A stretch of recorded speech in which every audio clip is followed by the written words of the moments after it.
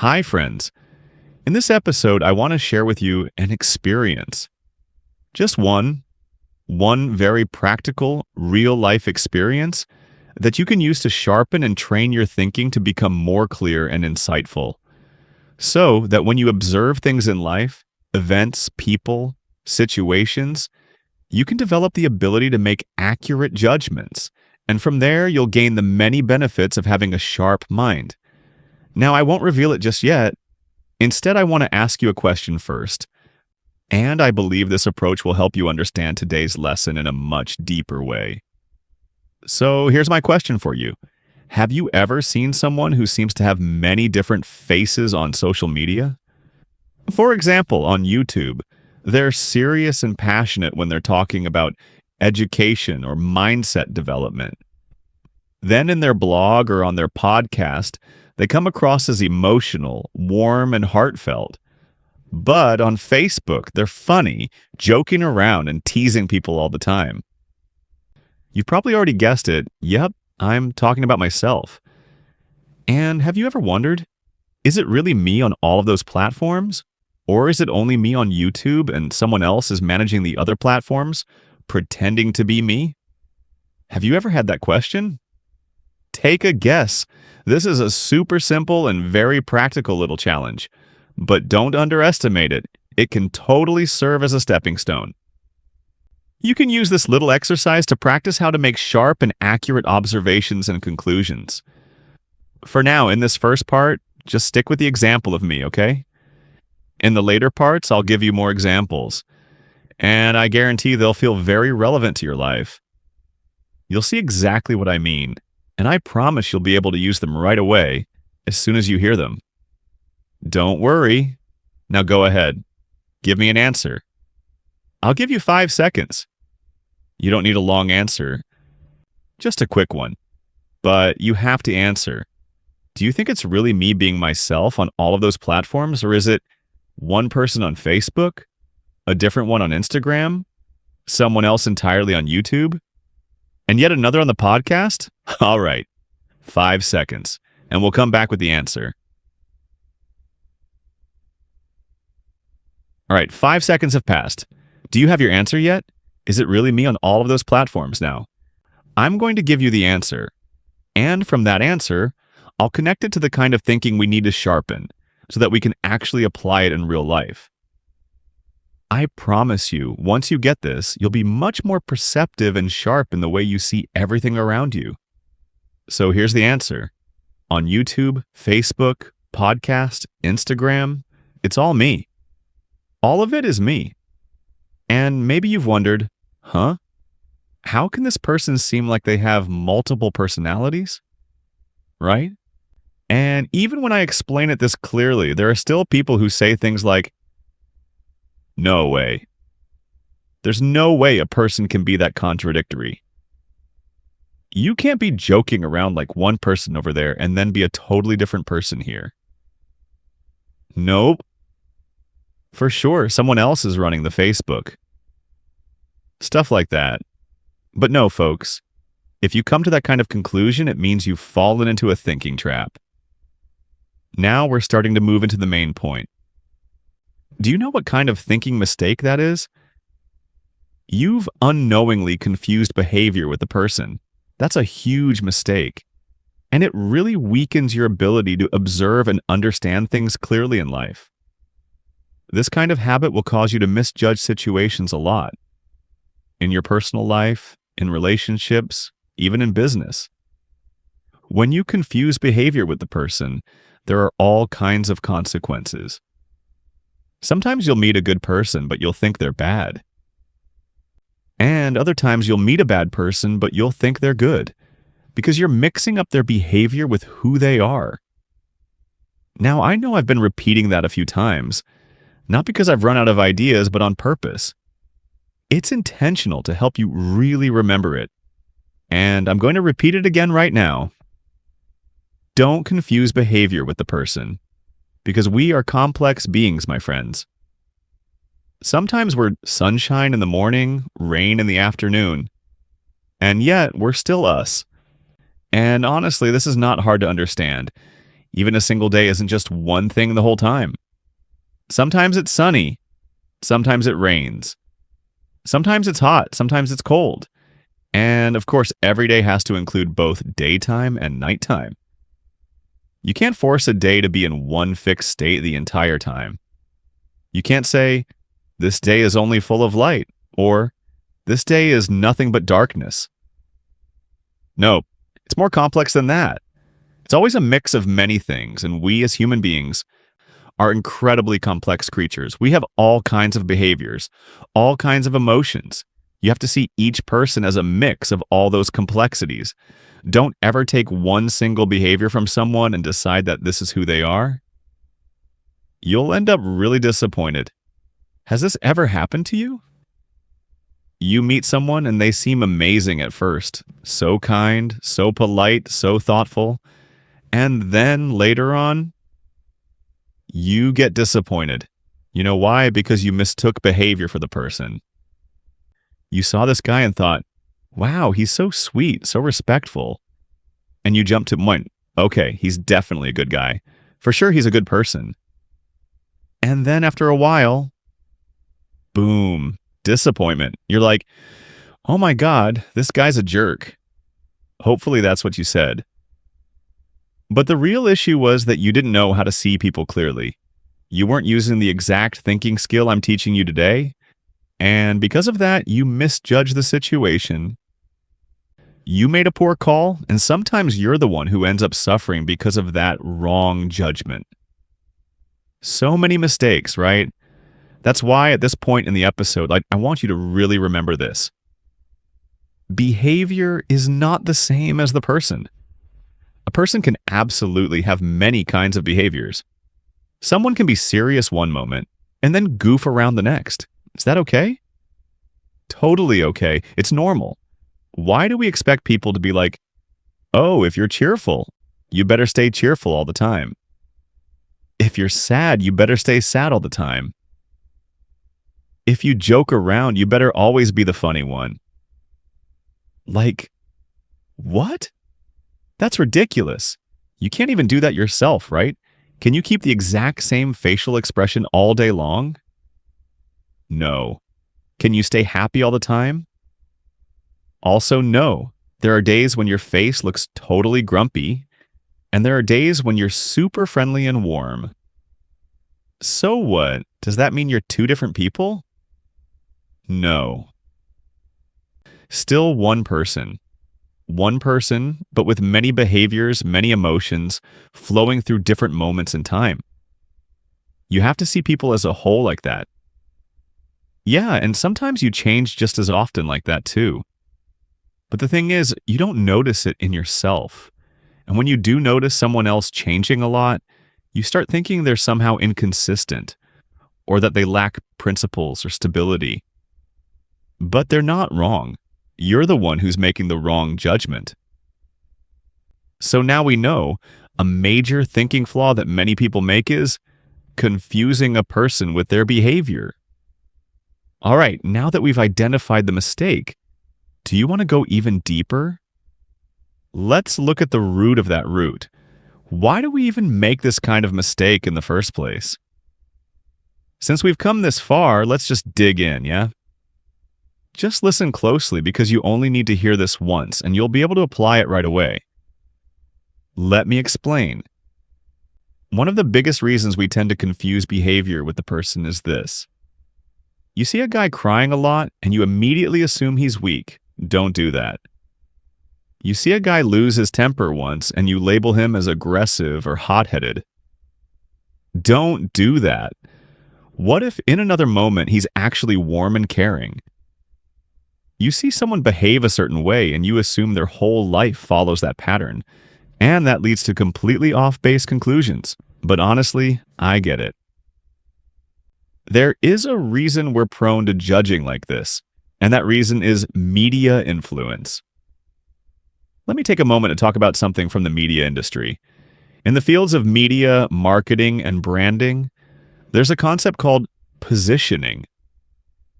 Positioning is basically a technique used to shape how the public perceives you as a brand or a personality. Let's say I'm managing a young singer, right? I'll have to pick an image for her to present to the public. Now, in real life, maybe she's super energetic, loud, playful, and bold. But I'll tell her, hey, no, I'm going to position you as a sweet, gentle, graceful girl. Because the kind of music you're pursuing, pop ballads, doesn't really match a wild, extroverted image. So if we're signing this promotional deal, here's the condition. You cannot be loud, rough, or overly playful in public. You cannot crack jokes or speak casually. Do you agree? If yes, sign. If not, then I'll find someone else to manage. Let's say she agrees. From then on, every public appearance she makes will be carefully shaped to fit this sweet and gentle image. And the public begins to see her that way. Kind, graceful, soft-spoken. That image gets burned into their minds. And they start associating her with that persona completely. She becomes the sweet girl. That's it. That's her identity in their eyes, and she works hard to maintain that image. But then one day, something happens. Let's say just once she slips up and does something slightly out of character. Something that goes against that carefully crafted image. And boom, people jump on her immediately. And of course, that's the game. That's the nature of the media world. That's the rule of the promotional game.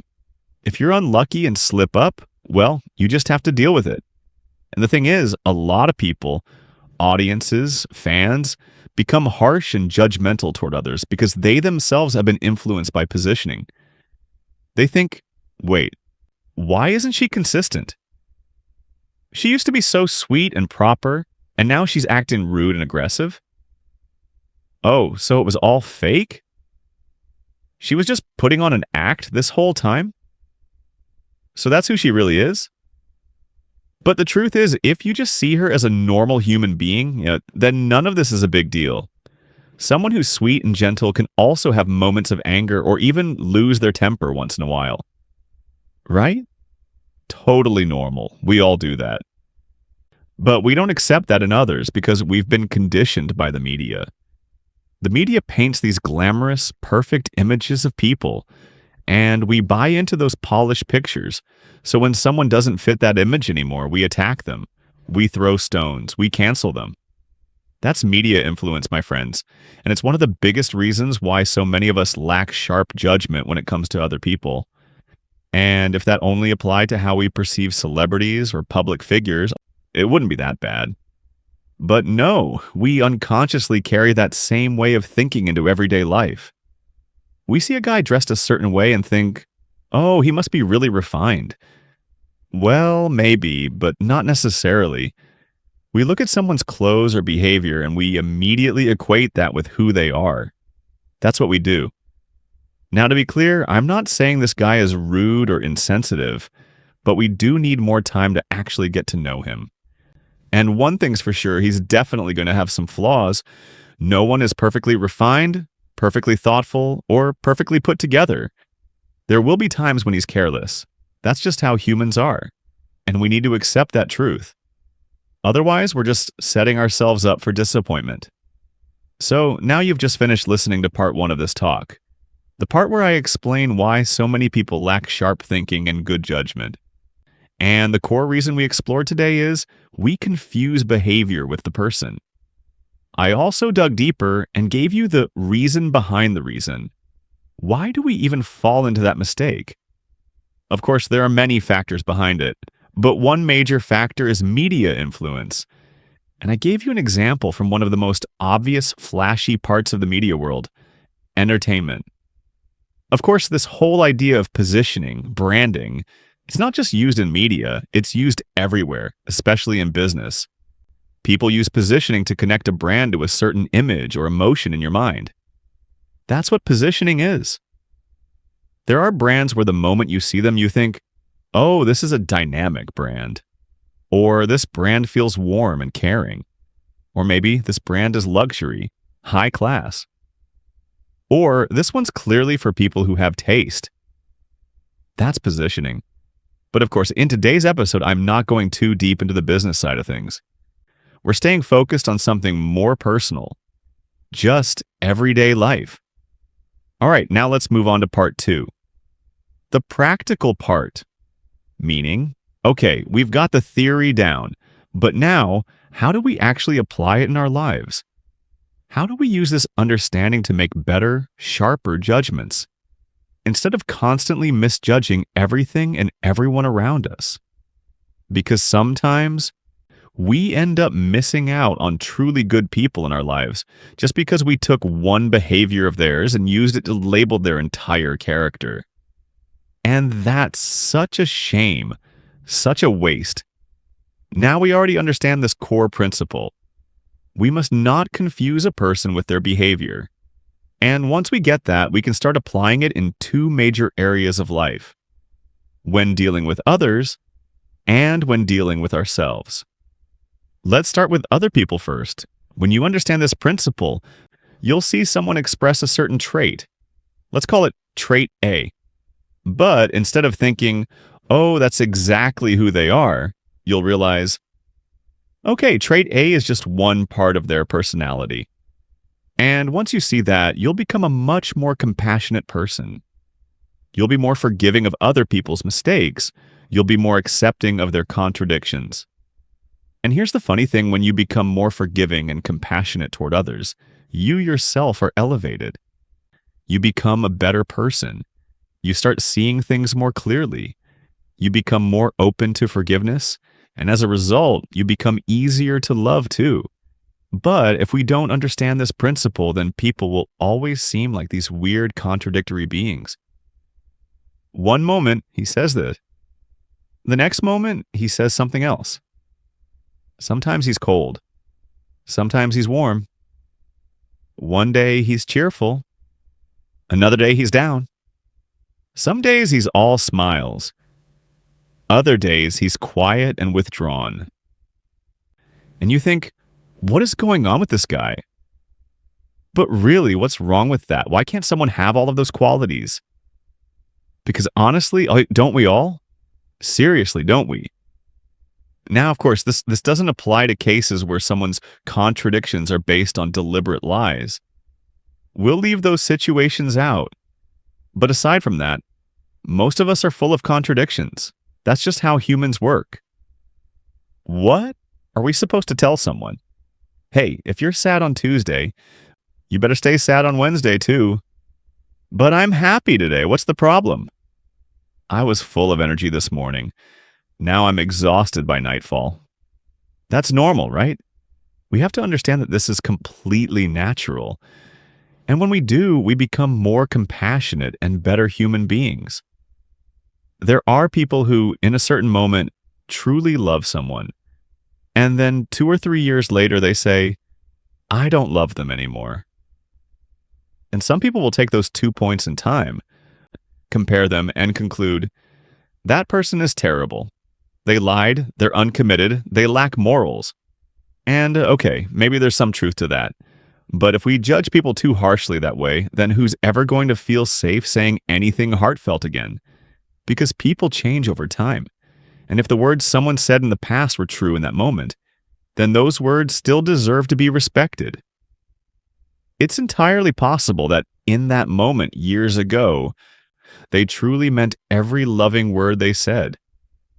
They felt that way so strongly they couldn't hold it in. And they said it. But now, after all this time, life has changed. Things have shifted. They feel differently.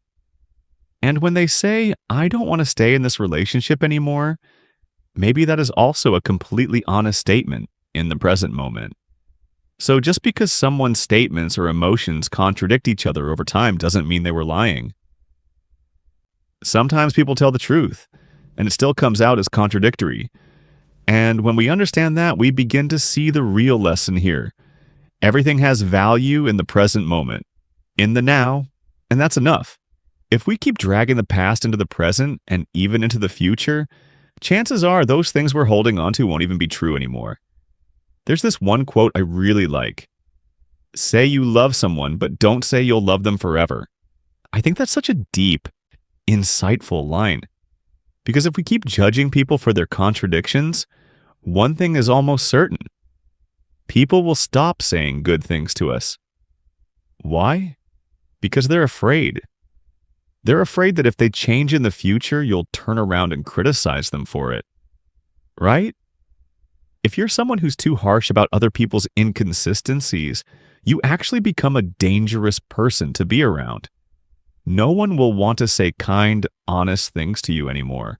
But on the flip side, if you're someone who believes in the present moment and you're able to accept that a certain action in a certain moment simply reflects where that person was at that time, and that it's only a part of their entire life story, then you won't confuse a single action with a person's whole being.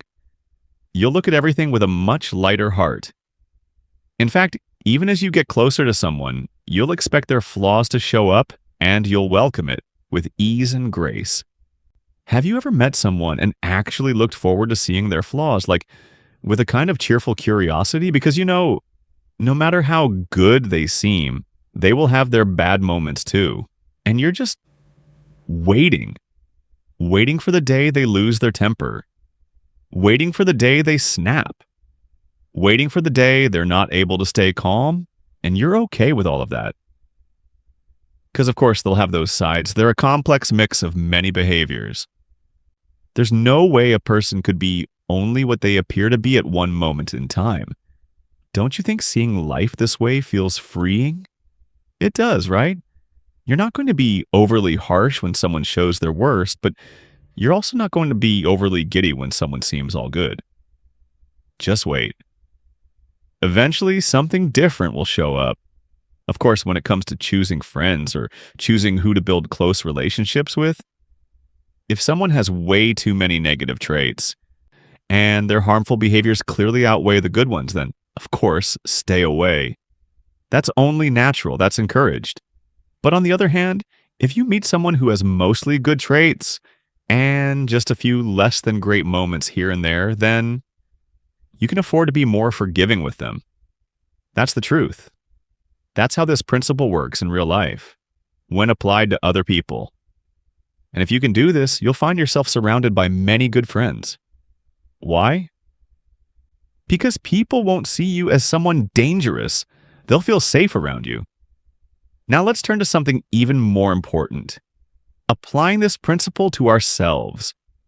Once we understand the idea that my behaviors do not necessarily represent my whole self, then what we gain is flexibility, a sense of freedom, a life that isn't rigid, and a readiness to sometimes not be yourself. Let me put that in quotes. Not be yourself. This is a subtle and slightly complex idea, so I'm going to go slow here, okay? Please really listen to this. It's so important. Be willing to not be yourself. Be open to stepping outside the identity you think defines you. Now, some people say, I'm an introvert. And then for the rest of their life, they hide away from social interaction. Is that right or wrong? That's wrong. Just because you tend to behave a certain way, like preferring to be alone, doesn't mean that's all of who you are. Even being introverted doesn't mean you always want to stay by yourself. Sometimes, when you force yourself to live within just one behavior pattern, that's rigidity. And that kind of rigidity seriously hurts your life. Don't confuse behavior with identity. Your life is so much more expansive than that. You can't confine it to just one way of being. Some people say, I feel most comfortable alone, so I'll stay alone my whole life. Oh, come on, that's harsh, don't you think? Why be so limiting? A behavior is not your whole self. Be willing to not be yourself. Are you starting to get what I mean by not being yourself? Let me give you another example. Let's say clothes. Some people say, I can only wear this type of outfit and only that kind of style. Really? You're going to box your entire life into that tiny corner? No. You can actually wear so many other things and you won't lose who you are. You're just being stubborn. You think you're only suited for that one look, that one kind of expression. But that's not true. Living like that is a form of self-neglect. You're denying yourself the chance to grow. You need to open up. And once you start expanding your experiences, you'll discover a second thing you like, and a third, and a fourth. Trust me, very few people genuinely love only one thing in life unless they're extremely close-minded. And then there are people who say, I can only listen to this one genre of music. And what happens? They step outside, hear another kind of music, and they immediately hate it. That's a trashy music. Low quality. Cheap. Pop garbage. That genre sucks. Just like that, they start making life difficult for themselves, and in other people's eyes, they become this grumpy, unpleasant person who can't connect or get along. There's this image I really love. Of course, every analogy has its limits, but just try to play along with me for a moment. Let's do a quick comparison. Imagine two things. First, you're a lump of clay. Second, you're a gold nugget that's been shaped out of clay. So, which one would you choose to be? Would you rather be a lump of clay or a lump of gold shaped out of clay?